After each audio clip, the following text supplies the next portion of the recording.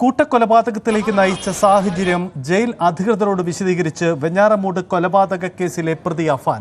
കടബാധ്യത ഉണ്ടായതിനെ തുടർന്ന് ബന്ധുക്കളുടെ ഭാഗത്തു നിന്നും നിരന്തരമായ അധിക്ഷേപമാണ് ഉണ്ടായത്. കടം കയറിയതോടെ ഇനി ജീവിക്കേണ്ടെന്ന് കുടുംബം തീരുമാനിച്ചു. അമ്മ മരിച്ചെന്ന് കരുതിയാണ് മറ്റുള്ളവരെ കൊല്ലാൻ തീരുമാനിച്ചതെന്നും താനും ആത്മഹത്യ ചെയ്യുമെന്നും അഫാൻ ജയിൽ അധികൃതരോട് പറഞ്ഞു. ജയിലിൽ പ്രത്യേക നിരീക്ഷണത്തിലാണ് അഫാൻ ഇപ്പോൾ. തിങ്കളാഴ്ച കസ്റ്റഡിയിൽ വാങ്ങിയ ശേഷം ചോദ്യം ചെയ്യാനും തെളിവെടുപ്പ് നടത്താനുമാണ് പോലീസിന്റെ നീക്കം. ഡാൻ കുര്യൻ നമുക്കൊപ്പം ചേരുന്നുണ്ട്. ഡാൻ, അഫാൻ ജയിലിലാണ്. ജയിൽ അധികൃതരോട് ചില കാര്യങ്ങളൊക്കെ വെളിപ്പെടുത്തുന്നുണ്ട്.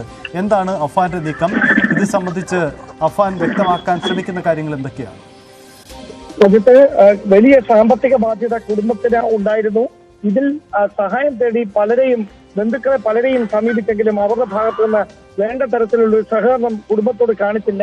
മാത്രവുമല്ല, ഷെമിക്ക് അതായത് അഫാന്റെ മാതാവ് ഷെമിയോട് വലിയ തരത്തിൽ മോശമായി പെരുമാറുന്ന സാഹചര്യമാണ് ബന്ധുക്കളുടെ കേസുകളോടക്കമുള്ള വൈരാഗ്യം വർദ്ധിപ്പിച്ചത് എന്നാണ് അഫാൻ ജയിൽ ഉദ്യോഗസ്ഥരോടും പോലീസ് ഉദ്യോഗസ്ഥരോടും വ്യക്തമാക്കിയിരിക്കുന്നത്. അതായത് താനും പുറത്തിറങ്ങിയാൽ ആത്മഹത്യ ചെയ്യുമെന്ന് കൂടി അന്വേഷണ സംഘത്തോട് അഫാൻ പറഞ്ഞു വെക്കുകയാണ്.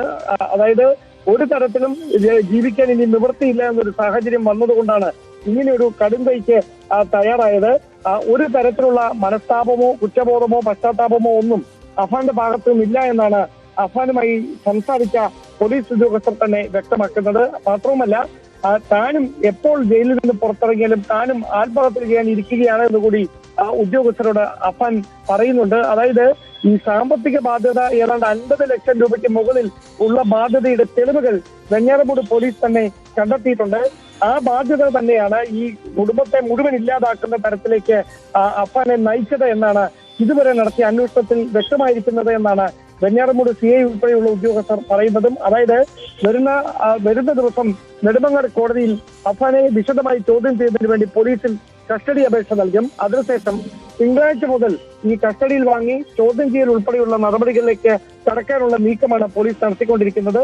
അതോടൊപ്പം തന്നെ ഈ സംഭവ സ്ഥലങ്ങളിൽ എത്തിച്ച് തെളിവെടുപ്പ് നടത്തുന്നതടക്കമുള്ള തെളിവ് ശേഖരണം ഉൾപ്പെടെയുള്ള തുടർ നീക്കങ്ങളും അടുത്തയാഴ്ച പോലീസിന്റെ ഭാഗത്ത് നിന്ന് ഉണ്ടാകുമെന്ന് അതാണ് സാഹചര്യം. എന്തായാലും ഈ വെഞ്ഞാറമൂട് കേസിൽ അഫാന്റെ പോലീസ് ജയിൽ അധികൃതരുടെ കൂടുതൽ കാര്യങ്ങൾ വ്യക്തമാക്കുന്നു. തിങ്കളാഴ്ചയായിരിക്കും ചോദ്യം ചെയ്യലടക്കമുള്ള തുടർ നീക്കങ്ങൾ.